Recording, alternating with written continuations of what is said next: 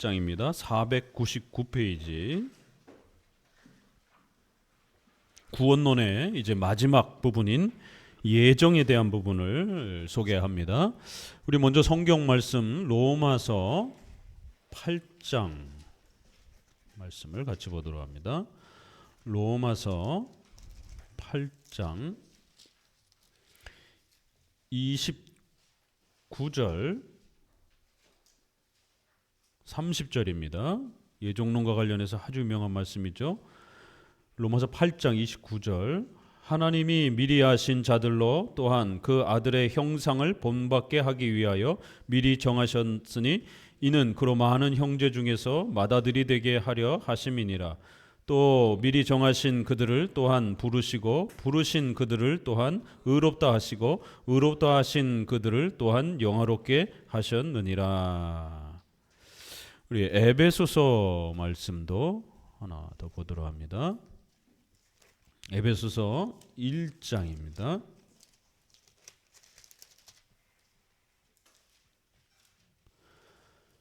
1장 4절 곧 창세전에 그리스도 안에서 우리를 택하사 우리로 사랑 안에서 그 앞에 거룩하고 흠이 없게 하시려고 그 기쁘신 뜻대로 우리를 예정하사 예수 그리스도로 말미암아 자기의 아들들이 되게 하셨으니 이는 그의 사랑하시는 자 안에서 우리에게 거저 주시는 바 그 은혜의 영광을 찬미하게 하려는 것이라. 에베소서와 로마서에서 우리가 알 수 있는 것처럼 예정론의 이러한 그 가르침은 구원과 관련해서 아주 중요한 그러한 또 내용을 담고 있습니다. 이 예정론에 대한 가르침이 제거가 되게 되면 구원의 이러한 칭의와 성화 이러한 은혜들이 반쪽이 돼버립니다. 반드시 이 칭의와 성화에 대한 이러한 구원에 대한 풍성함들은 예정론과 함께 다루어야만이 훨씬 더 그 칭의의 구원의 풍성함들이 배가 되고 더 잘 이해되어지고 더 정확하게 또 이해가 되어집니다. 특별히 오직 은혜로 우리가 구원받는다라고 하는 이러한 가르침이 이 예정론이 바르게 가르쳐질 때 훨씬 더 정확하게 또 소개가 되는 것입니다. 예정론 없이 칭의와 성화만 강조하게 되면 신앙과 회개는 우리가 하는 거기 때문에 자칫 내가 회개하고 내가 결단해서 마치 내 힘으로 예수님을 믿는 것처럼 이런 인간의 공로주의가 자꾸만 들어오기가 쉽습니다. 인간의 자유지를 강조하는 이런 공로주의가 자꾸만 우리 안에 스며들기가 쉽습니다. 그럴 때 이걸 막아줄 수 있는 것은 바로 이 예정론인 겁니다. 우리가 먼저 하나님을 선택한 게 아니라 하나님이 우리를 먼저 선택하시고 우리에게 구원의 은혜를 주셨다라고 하는 이러한 예정론이 토대가 될 때에 오직 은혜로 믿음으로 구원받는다라고 하는 이 신칭의가 더 아주 풍성하게 꽃을 피우는 것입니다. 자, 이 예정론을 우리가 바르게 이해하기 위해서는 기독교 2000년 역사 속에서 이 예정론의 엄청난 논쟁을 먼저 좀 우리가 역사를 좀 이해할 필요가 있습니다. 예정론은 기독교 교리 중에 7대 교리 중에 가장 많이 공격받은 교리의 하나이기도 합니다. 그래서 교회 안에 이걸 제거하려고 어마어마한 많은 그러한 시도들이 있었고 결국 오늘 한국 교회는 예정론을 가르치는 교회와 예정론을 가르치지 않는 교회로 구별이 되어 있습니다. 주로 보수 교단 쪽에서 예정론을 가르치고요. 자유주의, 진보적 성향의 넓은 복음주의 계열에서는 인간의 신앙과 회개와 또 자유주의를 강조하면서 예정을 제거했습니다. 참 희한하죠. 이 정치 문제, 또 교회론에 대한 문제, 또 이런 윤리의 문제, 더구나 또 이 예정과 같은 신론의 문제도 이렇게 또 보수주의와 또 자유주의와 진보주의가 아주 교묘하게 이렇게 절묘하게 또 이렇게 나눠지는 것을 알 수가 있습니다. 결국 신앙의 체계란 이렇게 하나의 시스템화되어 있기 때문에 하나의 이렇게 잘 짜여져 있는 조직이기 때문에 이렇게 함께 돌아가는 거예요. 그래서 이쪽 부분을 강조하는 교파들은 전반적으로 이쪽 신앙의 내용들을 강조하고 이쪽을 강조하는 사람들은 이쪽을 강조하게 되는 겁니다. 그래서 예정론 부분에서도 주로 보수적 그러한 장로교도들 또 개혁주의를 표방하는 그러한 성향의 교파의 사람들이 예정론을 지금까지도 목숨처럼 지키고 있고, 그 반대편에 있는 진보적 자유주의 계열의 이러한 분파는 예정론을 아주 싫어하고 예정론을 아주 해로운 것으로 그렇게 여기면서 교회 안에서 예정론을 못 가르치게 그렇게 제거시켰습니다. 그래서 교회 역사를 좀 우리가 이 예정론 논쟁의 역사를 봐야 되는데요, 크게 두 개로 우리가 나눠서 예정론의 논쟁 역사를 볼 수가 있습니다. 예정론은 우리가 로마서라든가 에베소서에 보는 것처럼 아주 명백하게 성경 구절로 담겨져 있기 때문에 예정론 그 자체를 없다 이렇게 부정하는 이런 논쟁은 많지는 않았어요. 예정론이 성경에 분명히 있기 때문에 어쩔 수 없이 인정은 해요. 그렇지만 우리 장로교 보수주의처럼 인정하지는 않는다라는 거예요. 어떻게 인정을 하는가? 예정론을 겉으로는 인정하지만 실제로는 부정하는 이런 방식이에요. 예정론을 어쩔 수 없이 인정은 하지만 결국 구원의 이 모든 역사는 인간의 자유의지, 인간의 공로가 결정하는 것이다. 이렇게 결국 예정론은 내가 어떻게 하느냐에 따라 결정이 되는 것이지, 하나님이 결정한 그러한 택한 백성들이 구원으로 초대가 되는 하나님의 예정과 결정을 강조하고 이걸 더 중요하게 여기는 이런 방식이 아니라, 우리가 회개하고 우리가 결단하고 우리가 어떻게 사느냐에 따라 하나님이 그러한 열심히 산 사람들을 하나님이 나중에 구원받은 자로 결정해 주신다. 예정을 먼저 강조하느냐 예정을 나중에 강조하느냐, 이제 이런 논쟁이 벌어지는 겁니다. 그래서 이제 이거를 우리가 예정, 예지, 예정을 먼저 강조하고 하나님이 예정하신 대로 그 모든 역사가 그렇게 펼쳐져 가도록 하나님이 예지, 그렇게 모든 것을 살펴보시는 거예요. 지, 미리 아신다를 줄여서 예지 이렇게 표현하고, 하나님이 우리의 인생 전체가 어떻게 펼쳐져 가는지를 하나님께서 그렇게 살피신다라는 거예요. 그러나 예정, 하나님이 결정하신 대로 그렇게 누가 구원받고 누가 버림을 받을지, 또 구원받은 자들이 어떻게 신앙으로 초대되어서 어떤 인생을 살게 될지, 이 모든 것은 하나님이 먼저 결정, 예정하는 게 먼저라는 거예요. 그렇게 하나님이 예정하시고 계획하시고 작정하신 대로 우리 인생이 그렇게 펼쳐져 가도록 하나님이 살피시고 예지, 미리 전부 헤아려 보신다라는 거예요. 그런데 이걸 순서를 뒤바꿔 가지고 예지, 예정 형태의 순서로 예정론을 주장하는 자들이 생긴 겁니다. 예지, 하나님이 지켜보겠다라는 거예요. 미리 살펴보겠다라는 거예요. 어떻게 인간이 살아가는지, 누가 착한 애인지, 누가 나쁜 애인지, 누가 열심히 살아가는지, 누가 게으르게 살아가는지 하나님은 지켜만 보시겠다라는 거예요. 어떤 일도 어떤 누구도 확정하지 않는다라는 거예요. 하나님은 지켜만 보신다라는 거예요. 그러면 인간이 자유의지를 가지고 어떻게 열심히 구원을 최선을 다하는지, 또 생활에 있어서 최선을 다하는지 지켜보시다가, 아, 이 사람은 최선을 다하는구나, 노력을 다하는구나, 열심을 다하는구나, 착하게 살았구나, 착하게 살았으니까, 열심히 했으니까 너는 예정받은 구원받은 백성으로 하나님이 예정 결정해 주겠다. 묘하게 하나님의 예정을 말하는데 하나님은 아무것도 안 하고 계시는 거예요. 하나님을 무능력한 구원자로 이렇게 이야기를 하는 거예요. 하나님은 지켜만 보는 거예요. 관여를 안 하시는 거예요. 우리 인간이 어떻게 하는가를 지켜보다가 최선을 다하고 착하게 열심히 자기의 노력을 다해서 교회 생활하고 착하게 산 사람들을, 참 착하게 살았구나, 열심히 살았구나, 이제 너를 구원시켜 줄게.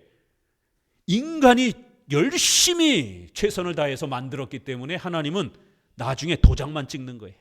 인정만 하는 거예요. 예정을 말하는데 인간이 모든 구원과 삶을 주도하는 거예요. 하나님은 나중에 도장만, 결제 도장만 찍는 거예요. 하나님은 아무것도 한 일이 없어요. 인간이 구원을 위해서 모든 걸 다 하고 생활에 있어서도 도덕적인 이러한 모든 성공을 다 이룬 거예요. 하나님이 도와준 게 아니에요.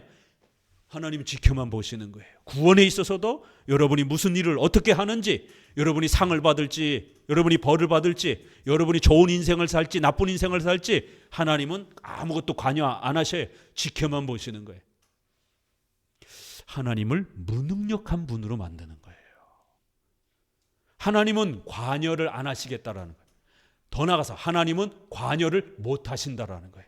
하나님은 이렇게 저렇게 직접적으로 하나님 스스로 결정을 못 하신다라는 거예요. 그렇게 되면 무능력한 구원자, 무능력한 통치자가 되는 거죠. 그래서 예지, 예정의 순서로 예정론을 말하는, 인간의 능력을 먼저 강조하고 하나님의 예정을 나중에 어쩔 수 없이 뒤에서 강조하는 이렇게 예정론의 순서는 결국 알미니안주의의 예정론이라는 거예요. 이건 인본주의적 예정론이라는 거예요. 이렇게 예정론을 말하면 이건 예정론을 말하나 안 하나 별 의미가 없다라는 거예요. 결국 하나님은 무능력한 신이 돼버리니까. 그러나 우리 장로교는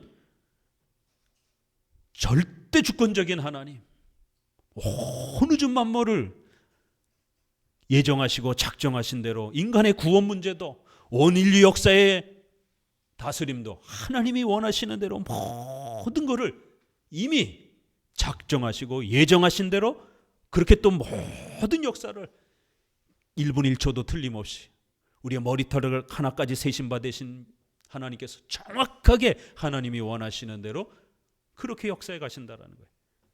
예정을 먼저 강조하고 예지, 하나님이 그렇게 되어져 가도록 살펴보시는 거예요.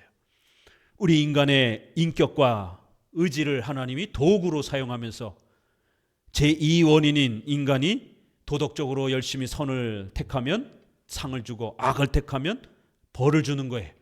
이렇게 예지 살펴보시는 거예요. 하나님이 우리를 기계처럼 다루지 않기 때문에 우리에게는 인격을 주셔서 우리가 자원하는 마음으로 예수님을 믿고 교회 생활하고 여러분이 도덕적인 선과 악을 어떻게 선택하는지에 대해서 우리의 인격적 선택을 또 하나님은 지켜보시는 거예요. 그래서 예지라고 하는 하나님의 섭리의 방식이 작동이 되는 겁니다. 우리를 기계처럼 마리오네트처럼 이렇게 우리를 의지가 없는 그러한 동물처럼 기계적으로 우리를 목줄을 채워가지고 이렇게 살아 저렇게 살아 강제로 이렇게 끄는 방식이 아니라는 거예요. 우리는 인간이기 때문에 예수님을 믿고 교회 나올 때도 내가 좋아서 내가 선택해서 나오는 거예요. 도덕적인 선택도 여러분이 도덕적 윤리적 선택을 잘 하면 그 혜택을 받는 거예요. 악을 선택하면 그 결과를 받는 겁니다. 이렇게 우리는 인격적 존재이기 때문에 강제로 지배되는 게 아니라 우리의 인격을 하나님이 사용하시면서 하나님이 그 모든 역사를 섭리 속에서 이끌어 가시는 겁니다. 이걸 예지라고 그러는 거예요. 하나님이 미리 전부 다 보시는 거예요. 전 미래의 역사를 하나님이 전부 살피시는 거예요. 예지는 이렇게 인간의 의지를 사용하는 그러한 섭리의 방식이기 때문에 반드시 하나님이 미리 살펴보신다, 미리 아신다, 예지 이렇게 섭리로 다스린다라고 할 때는 반드시 인간의 인격과 의지가 사용되어지는 겁니다. 도구로. 그렇기 때문에 예정, 하나님이 모든 걸 결정하는 거예요. 우리가 관여할 수 없습니다. 우리가 태어나기도 전에 하나님이 누가 택함받은 자인지 버림받을 자인지 우리가 언제 태어날지 어떻게 살아가야 될지 이 모든 건 하나님이 결정한다라는 거예요. 이러한 예정론의 강력한 신관을 강조하는 겁니다. 그리고는 그 하나님이 정하신 대로 모든 것이 예지, 미리 아심의 하나님의 섭리의 방식 아래서 우리 인간의 의지를 사용하시면서 하나님이 그렇게 지켜보시고 살펴보시는 방식으로 섭리의 역사가 펼쳐져 가는 거예요. 그래서 이걸 우리가 통상 신학적으로 예정, 예지 이런 단어로 쓰는데 이 논리적 순서를 신관을 강조하는 예정, 예지의 순서로 말하는가 아니면 알미니안주의, 인본주의처럼 인간의 자유의지를 인간의 인격적 책임을 먼저 강조하는 예지 그리고 예정을 나중에 강조하는 이런 논리 싸움이 된 겁니다. 이게 바로 1618년에 도르트 총회에서 알미니안주의자들과 칼빈주의자들의 싸움인 겁니다. 이것은 더 나아가서 로마 카톨릭과 종교개혁자들의 싸움인 것입니다. 로마 카톨릭도 이렇게 인본주의 형태로 예정론을 가르쳤어요. 그들도 예정을 부정하진 않았습니다. 예정을 말하긴 하는데 인간이 모든 걸 다 결정하고 그 다음에 하나님이 도장을 찍는다. 하나님이 만약에 누구를 선택하고 우리가 어떻게 살아갈지를 하나님이 전부 다 결정해 놓는다라면 우린 기계가 되지 않느냐. 인간은 뭐가 되느냐 그러면 항상 이 인본주의적인 이 신앙관의 사람들의 이 도전과 질문은 이거예요. 인간은 그럼 바보냐? 인간 아무것도 안 해도 되느냐? 인간의 책임과 인간의 그러한 열심을 그래도 강조해야 되는 거 아니냐? 물론 인간의 책임이 있습니다. 그러나 그거를 적절하게 잘 강조해야지 하나님의 자리를 넘나들면서 강조하게 되면 하나님보다 인간이 높아지는 거예요. 구원에 있어서도 우리의 삶에 있어서도 하나님보다 인간이 모든 역사를 결정하고 인간이 모든 것을 계획하고 인간이 모든 것을 판단하는 이런 방식으로 신앙을 이야기하게 되면 그건 하나님은 무능력한 그런 신으로 소개가 되기 때문에 굉장히 위험한 겁니다. 그래서 우리 개혁주의 칼빈주의 신앙은 이런 인본주의 신앙을 강력하게 배격하는 겁니다. 이건 성경이 말하는 신앙관이 아니라는 거예요. 비록 인간은 회개해야 될 책임이 있고 도덕적으로 올바르게 살아가야 될 책임이 있습니다. 그러나 그렇다고 해서 그렇게 살아갈 능력이 인간에게 있는 건 아니에요. 그 모든 능력은 하나님께 있는 겁니다. 하나님이 주시는 거예요. 그래서 첫 번째 논쟁은 로마 카톨릭, 알미니안주의 또 지금까지도 예정론을 말하긴 말하는데 예정을 강하게 강조하는 방식으로 예정, 예지애 이런 논리적 순서로 이야기하느냐 아니면 인간의 자유의지를 더 강조하는 방식으로 예정론을 나중에 강조하느냐 이런 알미니안주의적 예정론, 칼빈주의적 예정론으로 이렇게 논쟁이 되었던 겁니다. 두 번째로는 예정을 인정하긴 하는데 이것도 마찬가지로 예정론을 신론에서 강조하느냐 구원론에서 강조하느냐 이게 사실 이거는 두 번째 논쟁은 첫 번째 논쟁의 연속입니다. 표현만 주제만 살짝 바뀌었을 뿐이지 그 신학적 구조와 관심과 내용은 똑같아요. 예정론을 먼저 강조하지 말자라는 거예요. 신론에서 우리가 성경, 그 다음에 신론, 그 다음에 인간론, 구원론, 7대 교리가 이렇게 종말론까지 이어지잖아요. 그러니까 칼빈의 오늘 이 기독교 강요처럼 칼빈의 기독교 강요에는 예정론이 구원론에 있어요. 그렇죠? 구원론 마지막에 담겨 있는 거예요. 신론에 위치되어 있질 않아요. 그러니까 이제 이분들도 핑계대기를 칼빈처럼 예정론을 앞에다가 두지 말고 구원론 저 뒤에다가 두자. 예정론을 신론에다가 앞에다가 먼저 강조하게 되면 하나님이 모든 걸 다 결정을 한 것처럼 이렇게 강조가 되고 그렇게 되면 인간은 아무것도 안 해도 되는 것처럼 인간은 기계인 것처럼 결국 인간의 죄에 대한 이러한 책임, 인간의 그러한 도덕적 열심에 대한 이런 부분들이 망가지지 않겠느냐. 예정론을 너무 세게 강조하면 안 된다. 신론에 배치하는 것은 너무 기계적이다, 스콜라적이다, 운명론적이다. 그러니까 예정론은 저 뒤에다 두자. 예정은 우리 인간이 어떻게 열심히 살았는지 최선을 다해서 우리가 열심히 산 다음에 인생 저 뒷부분에 가서 한 70 정도 되었을 때 예정론은 누가 배운다고요? 우리 여기 이제 연세 한 70 정도 되신 우리 어르신들 인생 다 살아보고 돌이켜 보니까 내 인생이 하나님이 많이 도와주셨구나. 하나님이 함께해 주셨구나. 이렇게 예정론은 인생 저 뒤에 가서 우리 인생을 돌이켜보면서 이렇게 깨닫는 교훈이지 젊은 친구들에게 예정, 하나님이 정하심, 선택, 하나님이 우리의 모든 계획, 우리의 인생의 발걸음을 전부 다 하나님이 계획하셨다, 주관하셨다. 너무 이렇게 예정론을 세게 말하게 되면 우리 젊은 청년들은 앞으로 인생이 창창한데 누구랑 결혼해야 될지, 어떤 직업을 가져야 될지, 어떻게 살아야 될지 이런 부분에 대해서 나태해지지 않느냐. 그럼 우리가 할 일이 없지 않느냐. 우리가 열심히 뭔가를 선택하고 노력하고 최선을 다해야 되는데 자꾸만 예정론 강조하게 되면 나태해지고 게을러지고 아무것도 안 하게 되는 운명론처럼 받아들여진다. 그러니까 젊은 친구들한테는 예정론 강조하지 말고 그저 노인들한테만 예정론 강조합시다. 인생을 돌아보면서 하나님이 이렇게 내 삶을 지켜주셨구나, 이런 차원에서 저 구원론 뒤에다가 이렇게 칼빈처럼 배치하자라는 거예요. 이거 아주 그럴듯하죠. 이거는 특별히 개혁주의 청교도 안에서도 이런 주장을 하는 분들이 많습니다. 그래서 웨스민스터는 다 좋은데 예정론이 너무 앞에 강조되어 있습니다. 이러면서 비판을 하는 거예요. 3장 신적 작정, 4장 창조, 5장 섭리, 4, 5, 6, 3, 4, 5 예정론이 강력하게 앞에 배치되어 있잖아요. 소유리 문답, 4문, 5문 하나님은 어떤 분이십니까? 삼일체 하나님 소개되고, 그리고는 바로 섭리, 작정으로 넘어갑니다. 그러니까 이 웨스민스터는 다 좋은데 너무 신론을 강조하면서 예정론을 너무 세게 강조해. 그렇기 때문에 너무 스콜라적이야, 너무 딱딱해, 운명론처럼 자꾸 오해되게 만들어. 그래서 예정론을 너무 강조하는 웨스민스터는 문제가 많아. 이렇게 비판하는 개혁주의 장로교 목사님들이 상당히 있습니다. 신학자들 중에서. 상당히 조심하셔야 돼요, 이런 분들.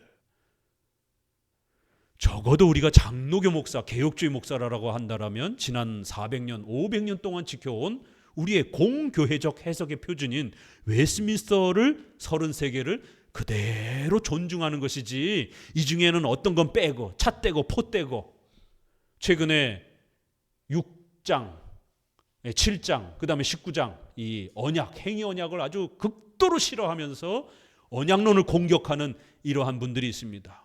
서철원 교수님을 중심으로 해서 그 제자들이 웨스민스터 행위 언약 이 부분을, 아주 율법 부분을 아주 비판하면서 웨스민스터 신앙 고백은 율법주의라고 그러면서 웨스민스터를 수정해야 된다라고.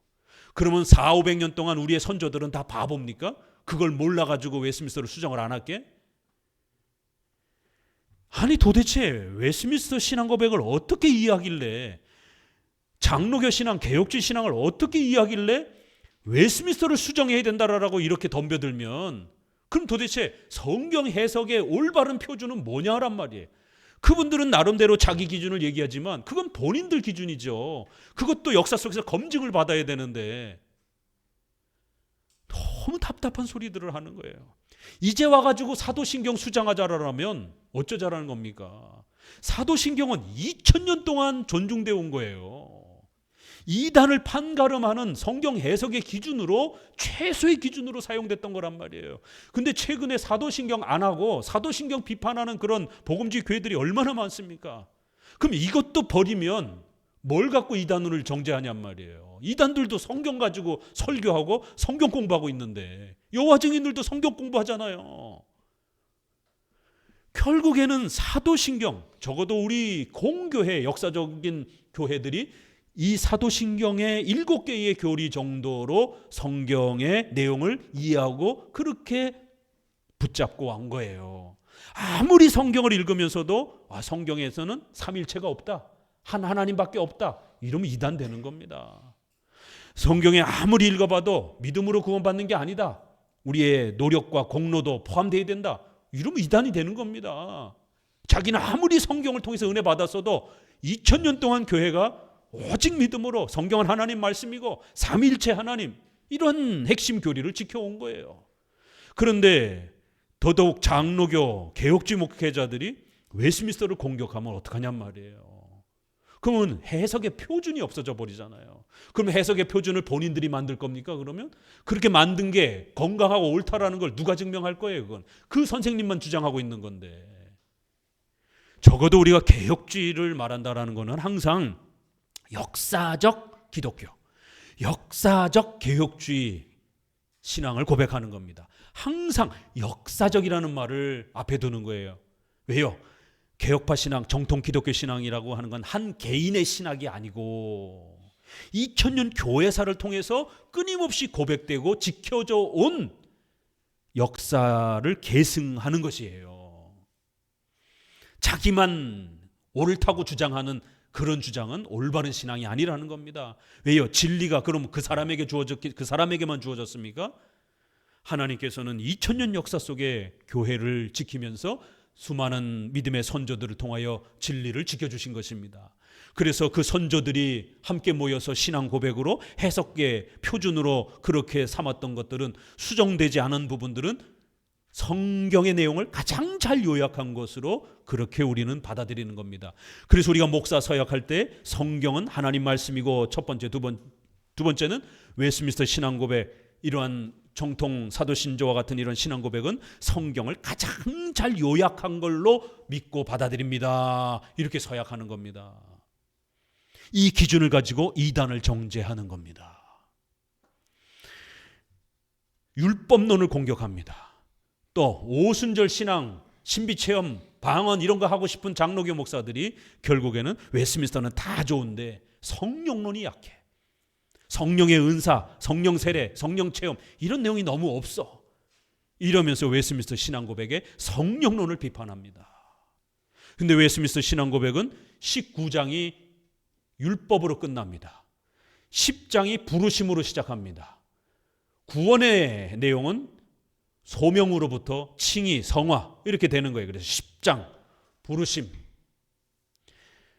11장, 12장 칭의와 양자, 13장 성화, 그리고는 그 모든 성화의 기준인 19장 율법, 십계명, 자그마치 10장이 구원론에 해당이 되는, 이 구원론이 성령론에 해당이 되는 거예요. 웨스트민스터는 3분의 1 가까이가 성령론에 풍성한 내용이 이렇게 담겨 있습니다. 우리는 막 떼굴떼굴 굴르고 예언하고 막 이러한 신비체험적인 이러한 성령론을 인정하지 않기 때문에 그런 걸 아예 넣지를 않은 겁니다. 우리는 예수님 잘 믿고 교회 생활 잘 하고, 그리고는 생활로 돌아가서 십계명을 실천하면서 인격적으로 양심적으로 훌륭한 그러한 사람으로 살아가는, 인격이 성장하는, 이거를 성령의 충만함으로 보는 거예요. 그런데 신비체험하는 사람들은 웨스트민스터가 그러한 뜨거운 성령 세례와 신비체험을 인정하지 않으니까 성령론이 약하다, 스콜라적이다, 딱딱하다 이러면서 비판하는 거예요. 개혁주의 목사들이. 그래서 개혁주의 목사들 중에 성령 세례 강조하고 성령의 뜨거운 능력을 받아야 된다, 이런 주장들을 하는 분들이 있습니다. 신학자들 중에는 박용돈 교수, 굉장히 조심하셔야 돼요. 박용돈 교수의 성령론은 그거는 오순절파 성령론입니다. 로이드 존스의 성령론, 성령 세례를 강조하잖아요. 박용돈 교수도 자기 선생님인 바로 리차드 계피는 사도적 은사와 이렇게 연속되는 그러한 은사를 구별하면서 오순절 성령의 은사는 사도적 은사라라고, 단회적 은사라라고, 그렇게 우리 지난 종교개혁이 지켜온 그 성령론을 그렇게 고백했는데, 박용돈 교수는 자기는 그걸 인정 못하겠다라고. 계핀의 선생님의 개혁신학은 다 좋은데 성령론은 너무 딱딱하다라고. 그렇기 때문에 오순절파와 같은 그러한 뜨거운 성령 체험의 이러한 성령론을 우리도 수용할 필요가 있다라고. 그러면서 일그러진 성령의 얼굴, 제목조차도 굉장히 파격적이고 뭔가 숨은 의도가 담겨있는 일그러진 성령의 얼굴. 정통 기독교가 성령론을 잘못 이해하고 있다라는 거예요. 성령론을 망가뜨려 놨다라는 그런 의도가 담긴 겁니다, 이 책 자체가. 그렇기 때문에 오순절파처럼 뜨거운 성령론을 우리가 수용을 해서 성령의 그러한 올바름을 회복할 필요가 있다. 나는 선생님의 성령론을 수용하지 않는다. 그의 그러한 논문에, 서론에 그렇게 아주 노골적으로 발표해 놨더라고요. 그렇게 해서 결국 고신에서는 장학금을 대고 학비를 대서 유학을 시켜서 사도적 은사의 단회성, 성령이란 그렇게 신비체험하고 떼굴떼굴 구르는 게 아니라 예배 생활 잘하고 그 다음에 성도들의 인격이 성장하는 전통적인 우리의 이러한 성령론을 미국의 스승들한테 배워서 우리 한국의 목회자들을, 장로교 목회자들을 길러달라라고 그렇게 유학을 보내놨더니만 오순절파 성령론을 수용을 해가지고 고신에 와가지고 기존의 전통적인 웨스트민스터의 이런 성령론은 잘못됐다, 너무 딱딱하다, 이제는 우리도 오순절파 성령론을 좀 수용을 해서 장로교도 좀 막 뜨겁게 찬양하고 뜨겁게 기도하면서 이런 능력을 체험을 하는 이런 성령 세례의 이러한 성령론을 수용할 필요가 있다.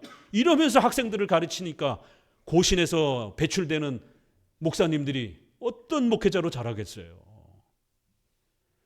박영동 교수의 특별히 성령론은 굉장히 조심해서 읽어야 됩니다. 또 그분 자체의 정치적 성향은 좌파적 성향이 굉장히 강한 분입니다. 개혁주의 책들이 굉장히 많이 나오기 때문에 이분의 책은 상당히 조심해서 읽어야 됩니다. 목사님, 저는 추천하지 않습니다. 신학자들이나 목회자들이나 비판하기 위해서 조금 자료를 참고하기 위해서 읽는 정도로 이렇게 신학교 MDB 과정에서나 이렇게 사용할 정도지, 우리 성도들이 성경의 신앙의 기초를 다져야 되는 이런 부분에서는 이분의 책 추천하지 않습니다. 성령론이 부족한 것처럼. 자, 그리고는 이제 회중파 목사들이 웨스민스터의 이러한 구원론 부분에 예정론이 있어야 된다. 신론 부분에 있는 웨스민스터는 문제가 많다. 회중파의 많은 목회자들도 청교도 개혁주의를 주장을 하면서 웨스민스터를 인정을 합니다. 부정하지 않아요. 그러나 웨스민스터가 다 좋은데, 이분들은 항상 이렇게 말해요. 웨스민스터가 나머지는 괜찮은데, 웨스민스터의 예정론은 문제가 많다라는 거예요. 예정론은 너무 세게 신론에 배치되어 있다라는 거예요. 칼빈처럼 구원론에다 배치해야 된다라는 거예요. 그게 진정한 칼빈주의라는 거예요. 웨스민스터는 칼빈의 온건한 예정론을 과격하게 스콜라적으로 망가뜨려 놨다라는 거예요. 주로 로이드 존스, 조나단 에드워즈, 회중파 계열에 있는 분들이 이렇게 말합니다. 회중파의 정신적 스승인 윌리엄 퍼킨스. 윌리엄 퍼킨스는 굉장히 훌륭한 청교도입니다. 그러나 그분의 실수와 그분의 작은 잘못들이 결국에는 존 오웬과 토마스 굿인과 이런 분들에게 영향을 끼쳤고, 결국 그들의 영향은 결국 조나단 에드워드와 존 웨슬레와 이런 사람들에게 영향을 끼쳤고, 결국 후대로 로이드 존스에게까지 영향을 끼친 겁니다. 자, 윌리엄 퍼킨스가 그분의 책에서 예정론을 뭐라고 얘기를 하냐면, 전통적 예정론은 사변적 예정론이라고 비판을 하는 거예요. 신론의 예정론을 배치하는 것에 대해서 비판합니다. 베자, 칼빈의 제자인 베자가 신론의 예정론을 배치시키면서 예정론의 사슬이라고 하는 이 구도 안에 예정론을 신론에 배치하면서 그 7대 교리의 체계를 좀 더 체계화시켰습니다. 유명한 이 뒷얘기는, 칼빈이 만약 기독교 강요를 6판째 쓰셨다라면 이 예정론을 신론으로 배치시켰을 거예요. 이제 50대에 돌아가셨기 때문에 너무 젊게 돌아가셔서 병이 너무 많아가지고 기독교 강요를 6판까지 쓰시지 못한 겁니다. 만약 그렇게 좀 더 사셨다라면 분명히 저는 예측하기로 신론에다가 배치시켰을 거예요.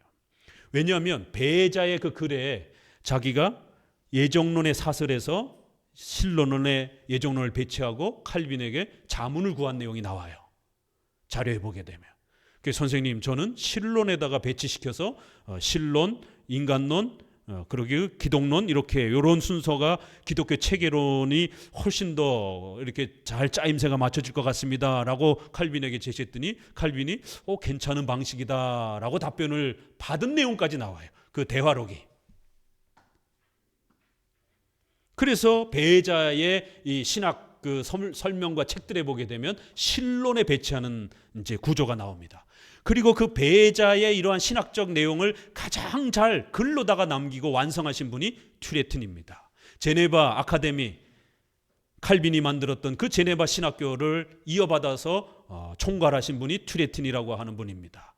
그분이 칼빈 다음으로 종교개혁 시대의 조직신학 책을 완성하신 분이에요. 이 책을 완성한 분이 많지는 않아요. 전체를, 성경부터 종말론까지. 이 튜레틴이 전체를 완성했기 때문에 미국 프린스턴 대학교가 창설을 하고 시작할 때에 바로 핫지 조직신학자가 이걸 번역을 해가지고 미국에서 목사님들을, 장로교 목사님들을 길러내는 교과서로 튜레틴의 조직신학을 수십 년 동안 가르친 겁니다. 그리고 나서 자신의 조직신학을 완성한 거예요. 핫지의 조직신학, 그 다음에 칼빈 신학교에서는 벌콥의 조직신학, 프린스턴 신학교에서는 핫지의 조직신학, 튜레틴의 조직신학, 이렇게 미국의 보수주의를 구축하는 양대 이 두 신학교가 이렇게 목회자들을 길러낸 겁니다. 근데 한국에는 벌콥 신학교가 조직신학이 더 먼저 많이 번역이 됐죠. 그런 게 조금 아쉬움은 있어요. 핫지 조직신학이 좀 빨리 번역이 되고 또 좀 완성이 돼야 되는데 아직도 좀 완성이 안 됐어요, 번역이. 아무튼 이렇게 핫지 조직신학, 벌콥의 조직신학을 통해서 장로교 목사님을 길러낸 겁니다. 절대로 존 오웬이라든가 조나단 에드워드의 이런 책을 가지고 장로교 목사님을 길러낸 게 아닙니다. 왜요? 이분들은 장로파 사람들이 아니기 때문에. 윌리엄 퍼킨스는 사변적 예정론이라고 하면서 배자의 예정론을 비판하기 시작한 겁니다. 그러면서 이 퍼킨스는 뭘 주장했느냐면 체험적 예정론을 가르쳐야 된다. 예정론은 먼저 세게 강조하는 게 아니라 나중에 천천히, 특별히 구원론에서 이렇게 강조하면서 한 걸음 더 나가지고 예정론은 우리가 신앙생활하면서 강력한 회심 체험, 강력한 성화의 열매, 이러한 부분들을 통해서 예정을 자신의 성화와 구원과 회개의 믿음의 결단을 통해서 예정의 열매를 확증하고 체험하고 얻어야 된다. 실천적으로 예정론을 체득해야 되고 체험해야 된다. 그래서 이분은 체험적 예정론이라고 하는 독특한 표현을 씁니다. 체험적 예정론. 기존의 예정론은, 배자의 예정론은 너무 딱딱하고 운명론적인, 숙명론적인, 스콜라적인 예정론이라고 비판하면서 결국 예정론은 신앙 현장에서 내가 강력한 회심 체험을 통해서 또 강력한 성화의 완성을 통해서 어느 정도 내가 신앙의 이러한 열매들을 강력하게 체험하고 강력하게 열매를 끌어내면서 그런 정도에 이르러야만이 예정받은 자라고 하는 강력한 보증을 설 수 있다는 거예요. 결국 이것은 예정론을 무너뜨리는, 예정론을 결국 인간의 회개와 신앙과 성화의 그러한 열매로 판단하려고 하는, 그러한 열매가 없는 사람들은 예정받지 못한 것처럼, 연약한 성도들은 예정받지 못한 것처럼 이렇게 구원론까지 파괴하게 되는 심각한 교리가 되어버렸습니다. 결국 이러한 체험적 예정론, 열매를 가지고 구원을 자꾸 판단하려고 하는, 예정을 판단하려고 하는, 칭의를 판단하려고 하는, 그렇게 되다 보면 결국 행위 구원 쪽으로 넘어갈 수 있는 위험성이 다분한 겁니다. 인간의 행위, 인간의 회개를 얼마나 많이 울고 얼마나 많이 교회 생활을 최선을 다하는지, 또 성화에 있어서 얼마나 많은 열매를 맺고 있는지, 이걸 보고 칭의 여부를 자꾸, 예정 여부를 자꾸 판단하려고 하게 되면 행위 구원이 돼버린다라는 거예요. 최선을 다하고 열심히 멋있게 사는 거 보니까 너는 칭의 받았어. 너는 예정된 사람 같아. 근데 너는 교회도 제대로 열심히 다니지도 않고 예배 생활, 기도 생활도 잘 못하고 성화의 열매도 별로 없는 거 보니까 너는 예정된지 예정 안 된 것 같아. 너는 칭의 받지 않은 것 같아. 세례 받았어도 너는 가짜 신자인 것 같아. 신자가 되기 위해서는 엄청난 기준을 통과해야 된다는 거예요. 신자가 되기 위해서는 어마어마한 기준을 충족시켜야 된다는 거예요. 아무나 신자가 될 수는 없다라는, 이렇게 점점 너무 센 구원론을 강조하고 이렇게 되다 보니까 결국 율법주의적 구원론, 율법주의적 예정론 형태가 된 겁니다. 이러한 예정론의 형태는 결국 존 오웬과 토마스 구딘에게까지 영향을 끼쳤고, 조나단 에드워드라든가 로이드 존스의 책도 예정론을 집중하면서 읽어보게 되면 이런 표현들이 나옵니다. 체험적 예정론, 삶을, 경험을 통해서 확인해야 되는 이런 예정론. 아니요, 예정론은 그런 경험 이전에 성경의 말씀을 통해서 우리가 예정되었음을 신뢰하고 사는 것이지, 내가 많이 울었다고, 내가 많이 성숙했다라고 그걸 가지고 예정 유무를 판단하는 게 아닙니다. 두 번째 논쟁은 이렇게 신론에다가 예정론을 두느냐 아니면 구원론에 대해 예정론을 두느냐에 대한 논쟁 싸움입니다. 자, 그러면 우리가 해결해야 될 하나가 있죠. 그럼 왜 칼빈은 구원론에다가 예정론을 배치했는가? 이건 이유가 있어요. 왜냐하면 종교개혁 시대는 이제 체계를 잡아가던 시대였기 때문에 처음부터 모든 게 다 완벽할 수는 없는 겁니다.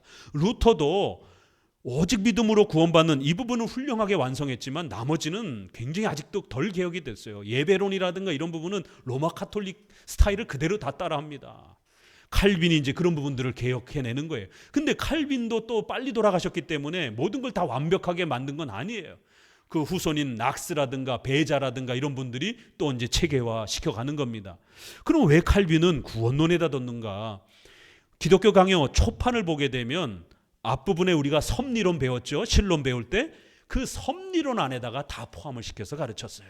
하나님의 절대 주권, 하나님의 신적 작정, 예정, 섭리, 하나님의 창조, 이 모든 게 신론에 담겨 있었던 거예요. 그리고 예정론은 그렇게 세게 많이 강조하지는 않았어요. 왜냐하면 그때는 예정론을 공격하는 자들이 없었기 때문에 기본적인 것만 이렇게 설명해도 충분했어요. 그런데 제롬 볼색이라든가 피기우스라든가 이런 이제 예정론을 아주 악마적인 것처럼 이렇게 공격하는 이런 악독한 목사들이 등장을 하면서 칼빈이 이래서는 안 되겠다. 예정론을 보호하기 위해서 이제 후반부에는 예정론이 이렇게 아예 챕터로 따로 나올 정도로 예정론이 어마어마하게 확대가 되는 겁니다. 그리고 당대에 이 피기우스나 제롬 볼색 같은 로마 카톨릭자들이 예정론은 스콜라적인 거다. 예정론은 우리에게 아무런 쓸데가 없다. 도움이 안 된다. 이거는 숙명론, 운명론처럼 인간을 나태하고 게으르게 만든다. 이렇게 자꾸 비판을 했기 때문에 아니다. 예정론은 우리 구원에 있어서 칭의와 성화를 강력하게 떠받들어주는 어마어마한 은혜의 교리다라는 걸 강조하기 위해서 칭의와 성화와 짝을 이루어서 구원론에다 배치한 거예요. 왜냐하면 종교개혁 시대는 어떤 거의 싸움이에요? 칭의론 싸움이었기 때문에. 종교개혁 시대 때는 오직 성경, 그 다음에 칭의론, 이게 구원론, 이 성경론과 구원론의 싸움의 시대예요. 초대교회 때는 삼일체, 기독론을 가지고 논쟁을 했잖아요. 삼일체 논쟁하는데 500년 걸렸어요. 종교개혁 시대는 성경관, 그 다음에 구원론, 오직 믿음으로 구원받느냐 아니면 그냥 믿음과 공로가 합쳐진 형태로 구원을 이루느냐, 이런 싸움의 시대였기 때문에 종교개혁자들은 오직 믿음으로 구원받는다라는 이 은혜론, 칭의론, 이거를 목숨처럼 지켰고 이걸 회복하는데 온 생애를 다했던 겁니다. 그렇기 때문에 칼빈은 기독교 강요에서 칭의론을 보호하고 성화론을 보완하기 위해서 예정론을 끌어온 거예요. 예정론을 섭리론에서 빼서 더 세분화시켜가지고 예정론은 스콜라적이고 쓸데없는 게 아니라 우리 성도들이 예정론을 잘 배우면 오직 은혜로 우리가 구원받는다라는 것, 우리가 아무것도 할 수 없다라는 것, 우리 힘으로는 구원을 성취할 수 없다라는 것, 하나님이 예정하신 그 은혜에 의해서 우리가 구원으로 초대가 되고 예수 그리스도라고 하는 이 엄청난 구원의 선물을 그 택하신 백성들에게 오직 은혜로 주신다라는 것, 오직 은혜로와 칭의가 같이 맞물리도록, 칭의론에서 절대로 예정론이 분리될 수 없다라는 것, 칭의론을 잘 우리가 확보하기 위해서는 오직 은혜로 우리와 같은 죄인들을 선택해 주셔서 지옥의 그 고통과 아픔에서 우리를 건져내 주시는, 우리가 아무것도 안 했는데 우리를 그 지옥 가운데서 건져내 주셨다라는 거예요. 이게 얼마나 감격스러운 은혜냐라는 거예요. 우리는 다 죽어 지옥의 영원한 형벌을 받아야 되는 존재인데 그 중에서 우리를, 어떤 사람들을 건져내 주셨다라는 거예요. 그리고는 그들에게 칭의의 은혜를, 신분의 변화를 주셨다라는 거예요. 하나님의 아들이 되는 신분을. 이렇게 칭의론은 예정론하고 짝이 되어야만이 오직 은혜로 우리가 그리스도의 혜택을 누린다라고 하는 이 칭의 교리가 강력하게 빛을 발한다라고. 절대로 예정론은 스콜라적인 교리요, 딱딱한 교리가 아니라는 것을 강조하기 위해서 칭의론하고 짝을 이룬 것이지, 예정론을 쓸데없는 것이고 될 수 있으면 강조하지 말고 이런 목적에서 이렇게 뒤에다가 배치한 게 아니에요. 요 논쟁 꼭 이해하셔야 됩니다. 역사 속에 두 가지 논쟁이 있었다라는 것. 첫 번째는 알미니안주의와의 논쟁, 두 번째는 이 회중파 사람들과의 이 논쟁. 이렇게 두 가지 논쟁을 잘 먼저 이해하시면서 칼빈이 이렇게 칭의론과 연결해서 구원의 그 풍성함들을 강조하기 위해서 일시적으로 예정론을 구원론에다 배치한 것이지 이게 최종 완성본은 아니라는 거예요. 그래서 베자나 튜레틴이라든가 또 웨스민스터는 이렇게 구원론에 있는 것보다는 칼빈의 이제 의도는 좋지만, 그러나 이제 벌써 100년, 200년이 흘렀기 때문에 이제 구원론에서 칭의랑 짝을 이루는 것보다는 이 예정론은 신론의 그런 특성이 있기 때문에 저 섭리론하고 창조론하고 작정론하고 이렇게 연결이 되어서 그것도 앞에다가 배치되는 것이 전체 7개 교리를 잘 짜임새 있게 구성하는데 예정론은 신론 속에서 다루어져야 훨씬 더 이 인본주의 신앙을 막고 절대 주권적인 하나님의 이러한 강력한 신관이 확보될 수 있겠다라고 그렇게 후대 신학자들은 의견이 모아진 거고, 그래서 웨스민스터에서도 신론에 배치된 겁니다. 그리고는 400년 동안 핫지, 벌콥, 바빙크, 또 우리나라 사람인 박형룡, 조선만 박사님 모든 조직신학에 전부 다 신론에 배치되어 있지, 구원론에다가 예정론을 조직신학을 구성을 해서 설명한 분들은 거의 없습니다. 이게 정통 개혁주의의 신론이고 예정론에 대한 관점입니다. 여기서 비틀고 망가뜨리고 이것은 우리 개혁주의 신앙에서 멀어진 형태고, 예정론을 은근슬쩍 무시하고 소홀히 다루려고 하는 겁니다.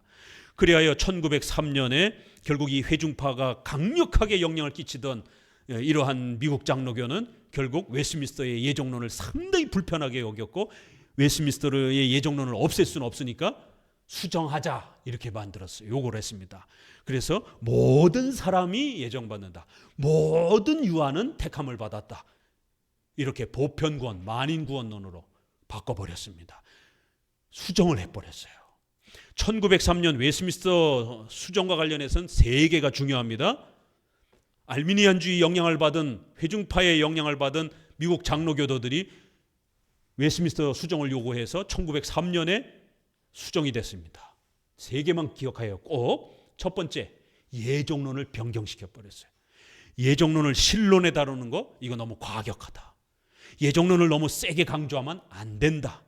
모든 사람이 구원에 초대되어야 된다라는 관점으로 예정론을 읽어내야 된다. 이거 전형적인 알미니안주의적 관점이잖아요. 첫 번째, 수정. 두 번째는 아예 새로운 걸 집어넣었어요. 모든 사람들이 구원받을 수 있다. 34장 선교장이 들어왔어요. 35장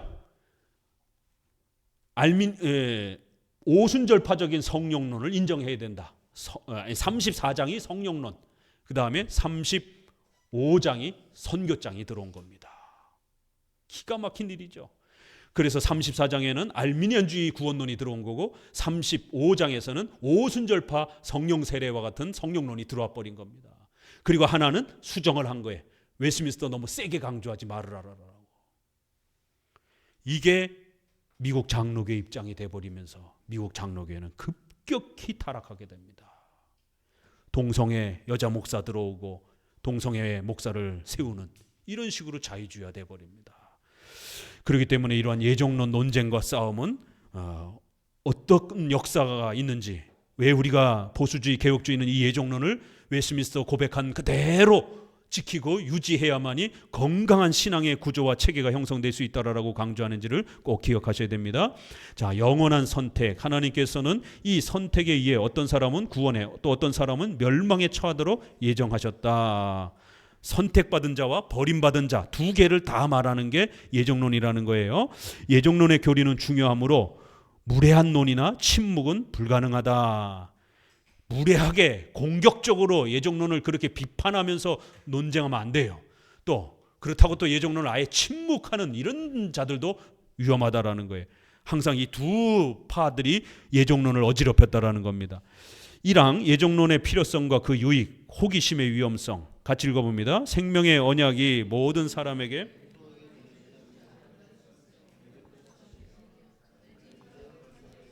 끊임없이 또는 같은 정도로 환영받은 것은 아니다.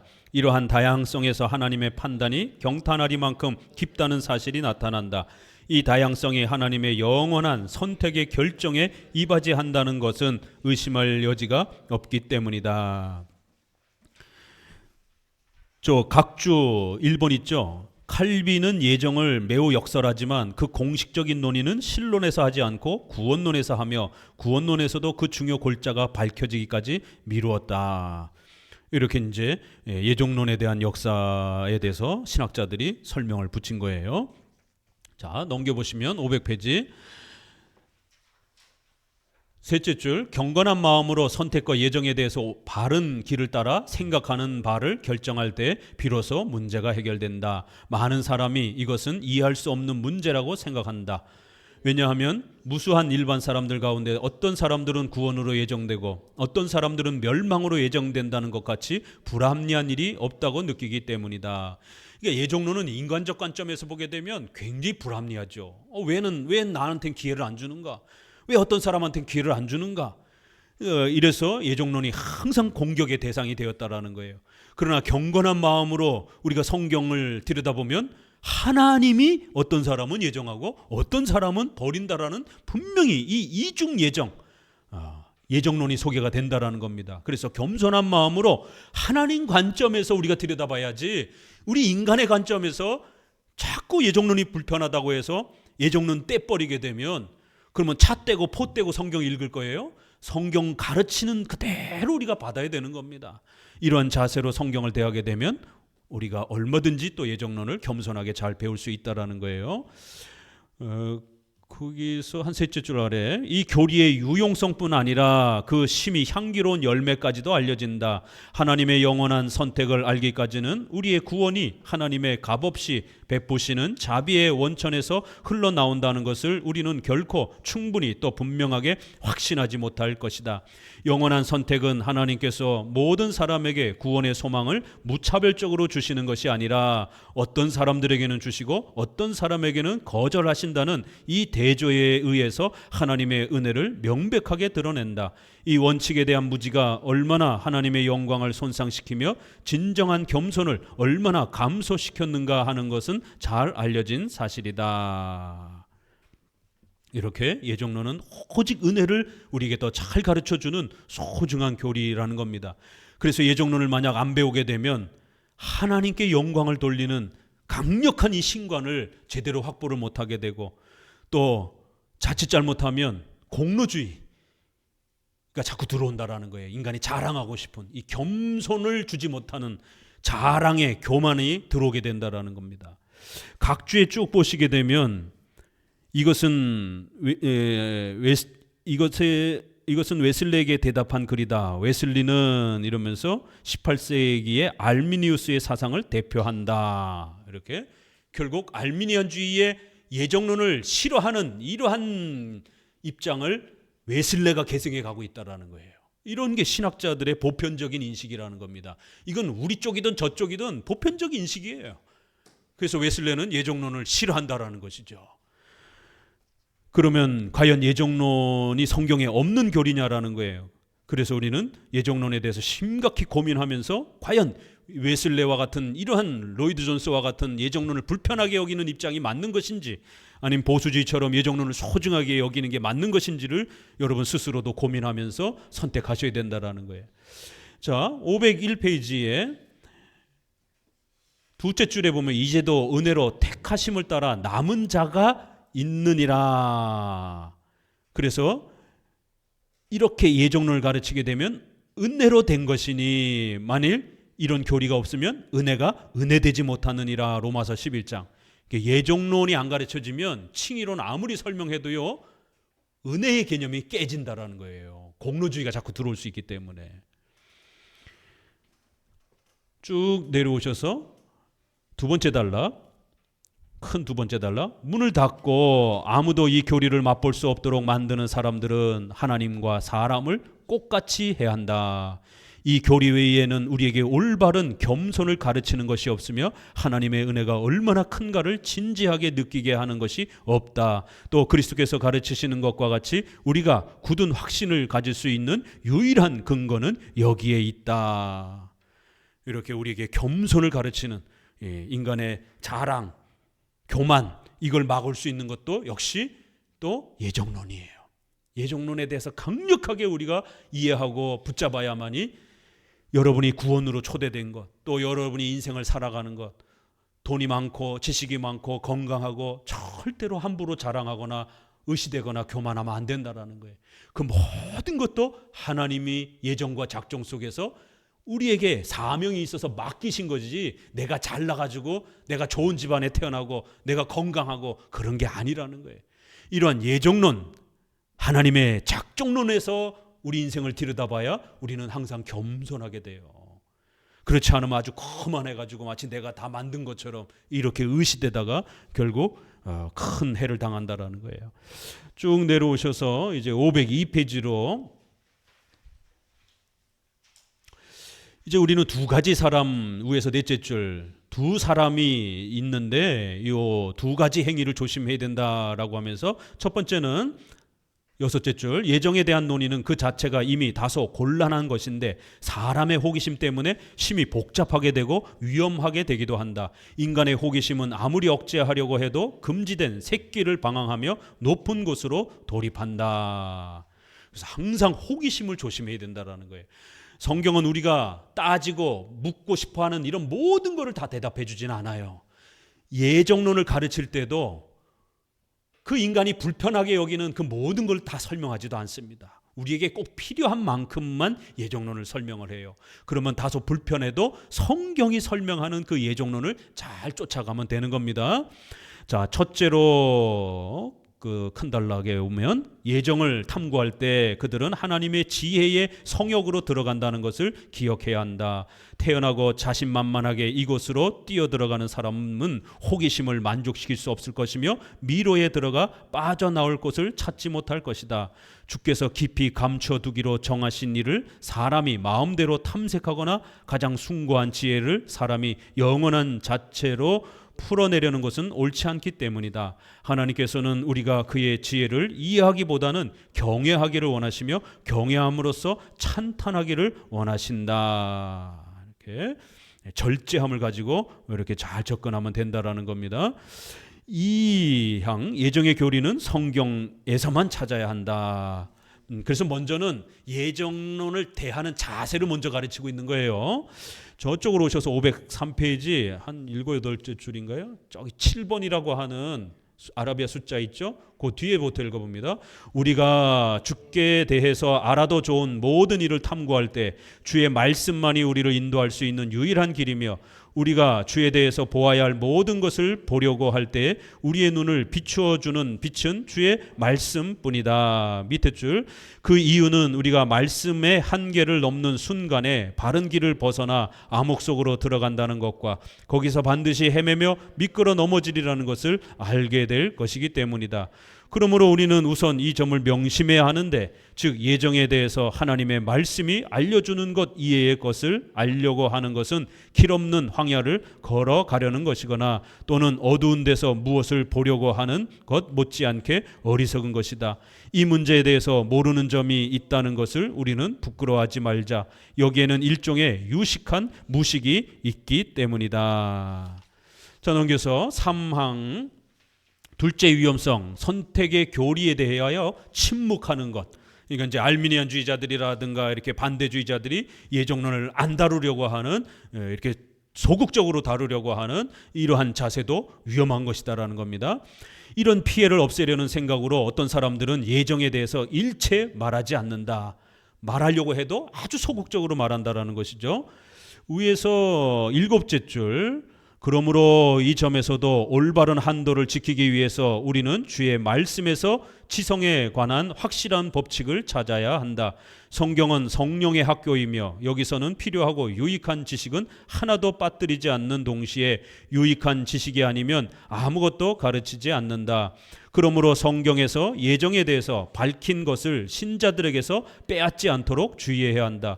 그렇지 않으면 우리는 하나님께서 주시는 복을 그들에게서 빼앗는 악한 자로 보일 수 있으며 알리지 않았어야 좋을 것을 공표했다고 성령을 비난하고 냉소하는 자로 보일 수도 있을 것이다. 그래서 예정론을 안 가르치는 목사들은 아주 악한 목사들이라는 거예요. 성도들에게 주어진 소중한 복을 빼앗는 자들이라는 거예요. 또 이걸 가르친 성령을 무시하는 자들이라는 거예요. 그렇기 때문에 목회자들은 성경이 예정론을 가르치고 있으면 어려워도 최선을 다해서 가르쳐야 된다는 것이에요. 쭉 넘어오셔서 이제 4항까지는 봅시다. 이 교리에서 위험성이 있다고 하는 것을 부인한다. 예정론이 자꾸 위험하다라고, 운명론이라고, 숙명론이라고, 예정론 가르치면 나태해진다라고 하는 이 알미니안주의자들의 항상 이 공격이 똑같잖아요. 그러니까 회중파 사람들도 예정론에 대해서 소극적으로 다루는 이유가, 구원론에서 다뤄야 된다는 이유가 바로 이런 논리예요. 똑같은 논리입니다. 그럼 칼빈은 여기서 대해서 어떻게 대답했는가를 봅시다. 불경한 사람들은 예정에 관해서 갑자기 어떤 점을 붙잡고 비난하며 욕하며 떠들어대며 조롱한다는 것을 나는 인정한다.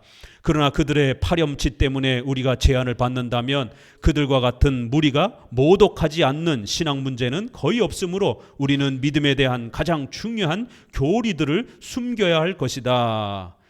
그들의 말대로라면 그럼 이런 소중한 교리들을 우리가 숨겨야 되겠느냐라는 거예요. 완악한 인간은 하나님께서 사람을 창조하셨을 때 그가 어떻게 될 것을 미리 아셨다는 사실을 들을 때 하나님의 본질 안에는 새 위가 있다고 들었을 때 못지않게 교만한 생각을 가지게 된다. 그들은 우주 창조 이후로 5,000년이 약간 지났다고 하는 말을 들으면 폭소를 금하지 못할 것이다. 이렇게 성경에 핵심 교리들이 있잖아요. 삼위일체, 창조론 이런 거를 가르치면 막 비난하는 자들이 있어요. 그런 것처럼 예종론을 소개하면 또 예종론을 아주 불편하게 여기면서 공격하는 이런 자들이 있다라는 것이에요. 결국 그들은 똑같은 그러한 신앙에 대한 이러한 성경에 대한 불편함을 가지고 있는 것이다라는 겁니다. 셋째 줄, 넷째 줄 아래 그들은 무슨 말을 들어도 반드시 조소하며 공박한다. 이런 모독적인 언사를 막기 위해서 우리는 성자와 성령의 신성을 말하지 않을 것인가? 우주 창조에 대해서 침묵을 지킬 것인가? 그럴 수 없다. 이 점에서나 다른 모든 점에서나 하나님의 진리는 심히 강력하므로 악인들의 험담을 전혀 두려워하지 않는다. 자, 그럼 이제 어거스틴의 견인의 은혜라는 이 글에서 보게 되면 칼빈만 예정론을 가르친 게 아니라 우리 초대 교부들의 어거스틴의 글에도 보게 되면 예정론이 강력하게 소개가 된다라는 거예요. 그러면 루터와 칼빈도 예정론을 강력하게 가르쳤습니다. 그럼 우리 후대들도 당연히 예정론을 강력하게 가르쳐야 되는 거예요. 왜요? 우리 믿음의 선조들이 다 그렇게 해왔으니까. 셋째 줄 어거스틴 거기부터 셋째 줄 아래에 그들은 이 논의가 경건한 사람들에게 위험하다고 말한다. 이때도 이제 반대자들이 있는 거예요. 왜냐하면 그것은 충고를 방해하며 믿음을 흔들며 속마음을 어지럽게 하며 공포심을 불어넣기 때문이라고 한다. 이렇게 인간을 나태하게 만들고 게으르게 만들고 숙명론처럼 이렇게 오해하게 만든다라는 거예요. 이 공격 방식이 똑같잖아요. 공격 질문이. 그러나 이것은 무의미한 말이다. 이런 여러 가지 이유로 어거스틴도 예정에 대한 설교를 너무 많이 한다는 비난을 자주 들었다. 그러니까 예정론이 어거스틴이 예정론 설교를 너무 많이 세게 강조한다는 비판을 어거스틴도 들었다라는 거예요. 자, 506페이지 두째 줄. 다만 내가 그들에게 같이 읽습니다. 일반적으로 비밀로 그대로 두신 것은 탐색해서는 안 되는 동시에 버리지 말아야 한다. 성경이 안 가르치고 있다면 모르지만 성경이 가르치고 있다면 최선을 다해서 배우고 가르쳐야 된다라는 거예요. 어거스틴도 이 생각을 잘 표현했다. 곧 어머니가 어린아이를 굽어보면서 천천히 걷듯이 성경도 약한 우리가 뒤떨어지지 않도록 하면서 전진함으로 우리는 안심하고 성경을 따라갈 수 있다. 둘째 줄 아래 14번 뒤부터 읽어봅니다. 간접적으로 사료가 없다고 비난하는 그 교만을 어떤 애매한 구실로 덮을 것인가? 그들의 태도는 마치 자기들이 현명하게 대처했다고 느끼는 그 위험성을 하나님께서 예견하지 못했다고 하는 것과 같다. 그러므로 예정의 교리를 비난하는 사람들은 마치 하나님께서 교회에 해로운 일을 지각 없이 누설하셨다는 듯이 노골적으로 하나님을 비난한다. 악마적인 이런 거를 예정론을 성경에다가 그러면은 이렇게 담아 놓았으면 그럼 하나님이 그러면 잘못한 겁니까? 그러면 토르트 신조의 결론문에도 보세요. 그 알미니안주의자들이 뭐라고 예정론을 공격하냐면 예정론은 악마적인 것이다. 이렇게 사탄이 뿌려놓은 독이다라라라고. 절대로 교회 안에서 예정론 가르치면 안 된다라라라고. 그렇게 알미니안주의 목사들이 예정론을 공격한 겁니다. 그리고 존 웨슬레는 자신의 신학은 알미니안주의 신학을 계승했다라고 자기의 일기에 버젓이 그렇게 이야기합니다. 우리 여기 성결교단, 감리교회 삼형제, 감리교, 성결교, 구세군, 성결교 신학교의 그 커리큘럼에는 성결교는 알미니어스 신학을 계승하고 이어간다라고 그렇게 커리큘럼 학교 안내책자에 그렇게 소개를 합니다. 우리 보수 장로교회는 칼빈주의, 개혁주의를 표방하는 신학교다. 웨스트민스터 신앙을 고백한다. 이런 그 학교 커리큘럼에 이렇게 광고 안내문에 써 있듯이 성결교단에는 알미니우스 신학을 계승한다라고 이렇게 대놓고 말하고 있습니다. 그래서 우리가 감리교, 성결교 이러한 알미니안주의 신학을 계승하는 이런 분들이 비록 이단은 아니지만 굉장히 조심하고 그들의 많은 신학의 문제점들이 있기 때문에 상당히 경계하면서 이렇게 가는 겁니다. 하나님이 해로운 거를 그러면은 성경에다 넣어두었으면 그럼 하나님이 잘못한 겁니까? 결국 예정론에 대해서 하나님이 무능력한 것처럼 이렇게 자꾸 설명하게 되면 신관 전체가 깨지는 것이에요. 우리 장로교 개혁주의는 강력한 신관, 우리의 머리털 하나까지 세신바 되시고 창세전에 우리가 태어나기도 전에 그의 택한 백성들을 전부 다 하나님이 예정하시고 그들의 인생 전체를 하늘에 계셔서 원하시는 모든 것을 예정하시고 섭리하신 그런 전지전능하신 하나님을 믿는 거예요. 그렇기 때문에 혹시라도 우리 인생 속에 예기치 못한 어려움이 발생이 돼도 이 예정론을 믿는 성도들, 작정론을 믿는 성도들은 잠깐은 힘들지만 인간이니까 암이라고 하는 이런 무서운 질병이 털컥 다가와도 무섭지만 이겨내는 거예요. 그 공포심을 이겨낼 수 있는 건 예정론밖에 없습니다. 작정론, 섭리론밖에 없어요. 그거 안 가르치면 이런 공포와 두려움 속에 성도들이 어떻게 이겨냅니까? 내가 열심히 최선을 다했는데도 이런 암이란 난치병이 털컥 걸리면 어떻게 할 겁니까? 그러면 더 열심히 해야 되는 겁니까? 열심히 했는데도 이렇게 병이 걸리면 어쩌자라는 거예요. 그럼 어떻게 해결해야 됩니까? 더 열심히 해야 돼. 이렇게 일반교회에서는 얘기하는 거예요. 그건 열심의 문제가 아니라 하나님의 특별한 계획과 뜻 속에서 우리 성도들을 성화시키고 훈련시키기 위한 거룩한 하나님의 예정과 섭리의 목적이 있는 거예요. 하나님의 전지전능함을 신뢰하고 견뎌내야 되는 겁니다. 그래야 그 공포심을 이겨낼 수 있어요. 죽는 것도 사는 것도 하나님이 허락하지 아니하면 절대로 일어나지 않습니다. 그러한 강력한 교리만이 우리가 이런 어려움에 빠졌을 때 위로를 주고 다시 일어날 수 있는, 이겨낼 수 있는, 웃을 수 있는, 몸으로는 아프고 눈물이 나지만 그래도 또다시 웃고 가족들하고 또 함께 살아갈 수 있는 이런 힘을 주는 겁니다.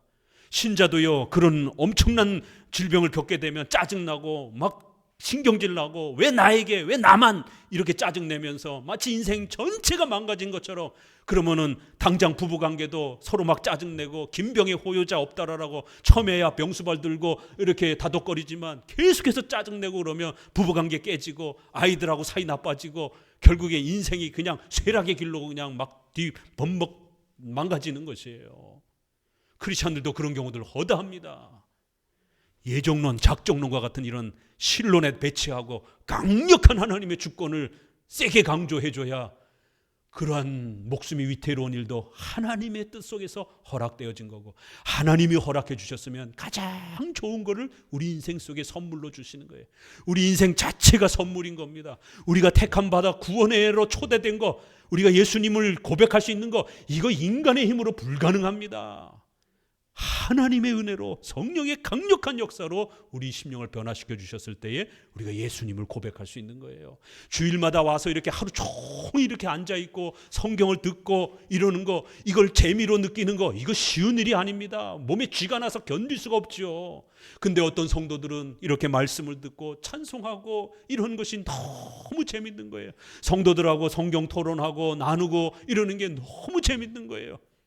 이게 정신 나간 사람들 아니에요? 아니, 바깥에 나가서 놀러 다니고 가을에 꽃 보러 다니고 이게 재밌는 것이지, 하루 종일 앉아가지고 성경 토론하고 성경 듣고 찬송하고 이게 뭘 재밌어요? 그러나 우리 신자들은 이게 재밌는 겁니다. 이게 아무나 되는 게 아니에요. 예정, 작정교리 이제부터 또 함께 마지막으로 구원론에서 열심히 배워갑시다. 기도합니다.